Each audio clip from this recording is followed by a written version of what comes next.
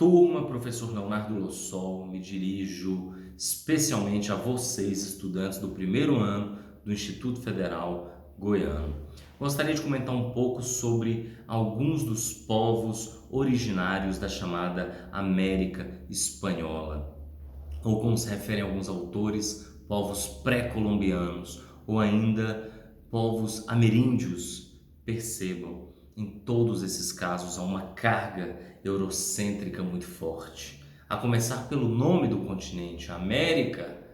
Ora, esse continente nem mesmo possui um nome próprio. Reflitam sobre isso. Pessoal, em especial, eu quero comentar um pouco sobre algumas características sobre os maias, astecas e os incas, tá certo? Esses povos que, dentre outros, em tempo e estágios diferentes de desenvolvimento, possuem uma importância primordial para a construção da identidade cultural social latino-americana. Tal como povos da Mesopotâmia, do Egito, gregos, romanos, são tão importantes para a formação da Europa e do Ocidente como um todo, ou como no Oriente, povos da China antiga, povos hindus, são tão importantes para a construção cultural da rica e milenar Ásia. Então, pessoal, a ideia é que eu traga aqui algumas características mais importantes em termos políticos, econômicos e culturais dos maias, incas e astecas, tá certo? É uma maneira de complementar o material que estará sendo encaminhado e disponível para vocês. Bom, em relação à Mesoamérica, que é uma região onde atualmente é o México e a Guatemala, a Mesoamérica. Ali foi que se desenvolveram os maias e os astecas, entre tantos outros povos, tá? Olmecas, toltecas, enfim, ali foi um palco fervilhante de experiências e de diversidade de povos. Em relação aos maias, algumas características que valem a pena. Atenção! Primeiro, os maias se desenvolveram ali na península de Yucatán por volta de 250 a 900 depois de Cristo, e vale a pena destacar em termos políticos. Eles se organizavam em cidades-estado, assim como os gregos. Lembram, tá? São cidades independentes entre si em termos de organização social e política, mas as cidades-estados elas conservam laços culturais, língua falada, laços religiosos, tá? Laços comerciais. E aí eu já vou entrando na questão econômica. Os maias se destacaram muito em relação ao comércio, tá? Desenvolvendo inclusive vias pavimentadas e largas para facilitar o transporte, o comércio, tá bom? E apesar dos maias não terem sido tão bem desenvolvidos na metalurgia, utilizavam pedras como quartzo para construção de ferramentas e diversas outras necessidades. Então, em termos econômicos, atenção para a questão comercial, também se destacavam em relação à agricultura, já conheciam naquela época o que a Europa veio a conhecer muito tempo depois, a rotação do terreno, tá? O revezamento agrícola para fins de extrair nutrientes do solo, tá?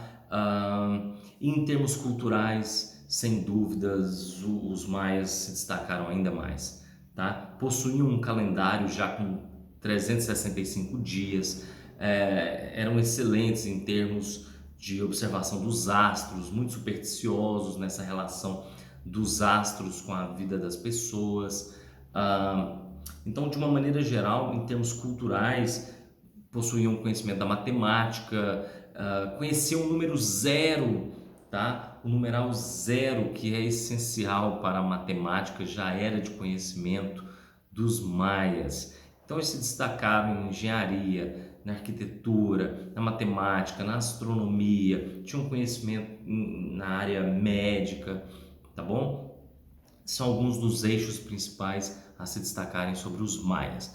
Vamos lá, para não estender demais. Em em relação aos astecas ou mexicas, que eram assim que eles se denominavam, como mexicas, tá? Os astecas ou mexicas, eles se desenvolveram também na região da Mesoamérica, onde atualmente é o México, ali por volta do século 13 até 1521, quando a civilização entrou em colapso depois da violência dos espanhóis, tá bom? Mas isso a gente deixa para um outro momento. Para entender sobre os astecas, primeiro tem uma profecia muito interessante que leva à formação dessa civilização. Por volta do século 13, ainda ali na condição de nômades, vagando, depois de entrar em conflito com os toltecas, tá? Há algumas fontes que dizem isso, os astecas vagando teriam avistado uma águia devorando uma serpente em cima de um cacto, e esse cacto estava no lago Texcoco, e os astecas interpretaram aquilo como um sinal dos deuses e começaram ali a sua civilização, erguendo uma vila que foi se desenvolvendo até formar a grandiosa, exuberante cidade de Tenochtitlan, tá? Que no seu auge chegou a ter mais de 200 mil pessoas até. Era muito maior do que qualquer cidade europeia, inclusive na sua época. Pois bem, então os astecas eu destacaria em termos políticos primeiro. Eles se organizaram na forma de império centralizado, se expandiam realizando alianças ou principalmente dominando outros povos, tá? E ainda em termos políticos era uma sociedade muito rígida e hierarquizada, com governantes, funcionários do Estado, sacerdotes tinham uma posição muito importante, chefes militares, artesãos, comerciantes, escravos. Então era uma sociedade rígida, hierarquizada, com papéis sociais bem definidos, uma sociedade de tradição guerreira, tá? Frequentemente entrava em conflitos com outros povos, tá bom? E assim estendiam a sua dominação. Em termos econômicos, também conheciam a agricultura, aliás, realizavam a agricultura, parte da agricultura nas chinampas. Deem uma olhada nisso, as chinampas, que eram ilhas flutuantes artificiais preparadas, tá? Um terreno ali com adubos, e produziam agricultura nessas ilhas flutuantes. É fascinante, ou seja, tinham um conhecimento muito elevado em relação à engenharia hidráulica, tá? Com canais de irrigação, diques, barragens, desvios da água, enfim, eram bastante aprofundados em relação a isso e também em relação ao comércio, tá? Produziam milho, abóbora, feijão, tomate, pimenta, peixe seco, mel, enfim, há uma variedade muito grande em relação à questão comercial, também cerâmica, artesanato. Em relação às questões culturais sobre os astecas, destacaria justamente isso, tá? Esse vasto conhecimento em relação à engenharia, arquitetura, matemática, as cidades astecas, principalmente a capital, essa Tenochtitlan, era muito bem elaborada, havia como se fossem edifícios, apartamentos, muitas construções em forma de pirâmides, onde rituais religiosos eram realizados. Os astecas também acreditavam que os deuses tinham dado a vida para a vida humana, tinham sacrificado para a vida humana. Então era importante que houvesse sacrifícios para como forma de agradecimento aos deuses. Então o líquido sagrado da vida, o sangue, o coração era oferecido aos deuses. Os deuses eram elementos da natureza, principalmente o sol. E geralmente quem era sacrificado eram principalmente povos inimigos, tá bom? Então, atenção para essas características dos astecas, tá? E lembrando que eles entraram em colapso depois que os espanhóis chegaram e trouxeram doenças, as epidemias, trouxeram armas mais bem elaboradas, né? Cavalos, pólvora, lâminas, e principalmente os espanhóis mobilizaram os inimigos dos astecas contra eles. Por último, para não estender demais sobre os Incas. Os Incas estabeleceram seu império ali na Cordilheira dos Andes, que atualmente vai do Chile, atravessando um pedaço da Bolívia, do Peru, Equador até a Colômbia. Então os Incas, pessoal, isso é fascinante, desenvolveram uma sociedade na Cordilheira dos Andes, região bastante montanhosa. Em termos políticos, semelhante aos astecas, tá? Um império centralizado. Esse império se centralizou em 1485, tá? Quando começou a viver seu auge, e numa sociedade também rígida e hierarquizada, com uma pirâmide social semelhante às dos astecas, tá? E também foram se desenvolvendo a partir da dominação de outros povos e regiões. Em termos econômicos, destaque para a agricultura de terraço, tá? Uma vez que viviam em montanhas, eles iam realizando cortes nessas montanhas para facilitar a agricultura, o que requer também e já demonstra um conhecimento em termos de engenharia hidráulica com canais de irrigação. Também desenvolveram o comércio.